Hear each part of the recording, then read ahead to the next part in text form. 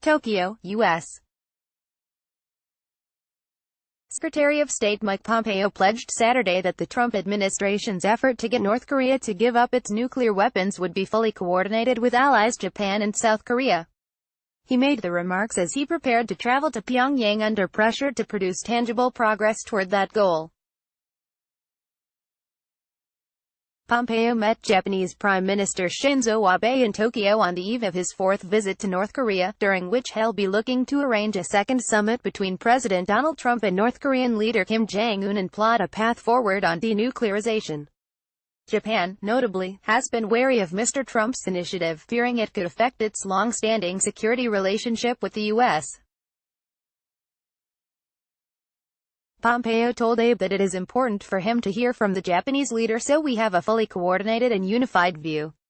He vowed to raise the cases of Japanese citizens abducted by North Korea when he sees Kim and officials in Pyongyang on Sunday. Pompeo will then travel to South Korea and China to review the negotiations. It is important for us to hear from you as I travel to Pyongyang to make sure that we are fully in sync with respect to missile programs, chemical and biological weapons programs, Pompeo told Abe. We will bring up the issue of the abductees as well, and then we will share with you how we hope to proceed when we are in Pyongyang tomorrow. Pompeo's diplomatic offensive comes as Mr. Trump presses to meet with Kim for a second time after their June summit in Singapore produced a vague agreement on denuclearization with few, if any, specifics. Despite the historic meeting, the two sides are deadlocked over how to achieve that goal. Mr. Trump canceled Pompeo's initial planned return to North Korea last month. In contrast with South Korea, whose President Moon Jae-in has been at the forefront of encouraging Mr. Trump's rapprochement with the North, Japan has been decidedly cautious, insisting that its interests and concerns be addressed. Abe did not speak of differences but highlighted the importance of demonstrating to the world that the U.S.-Japan alliance is more robust than ever and stressing the importance of thorough coordination with Washington on all aspects of North Korea policy.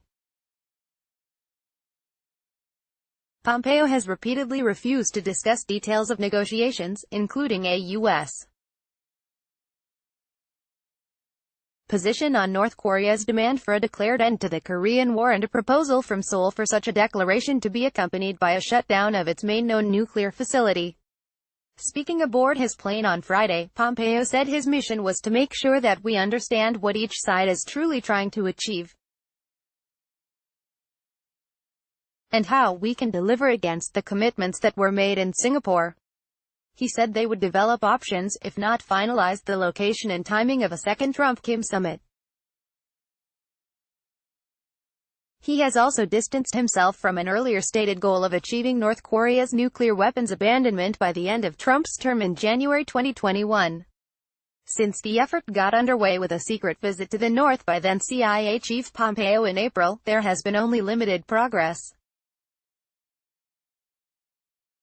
North Korea so far has suspended nuclear and missile tests, freed 3 American prisoners and dismantled parts of a missile engine facility and tunnel entrances at a nuclear test site.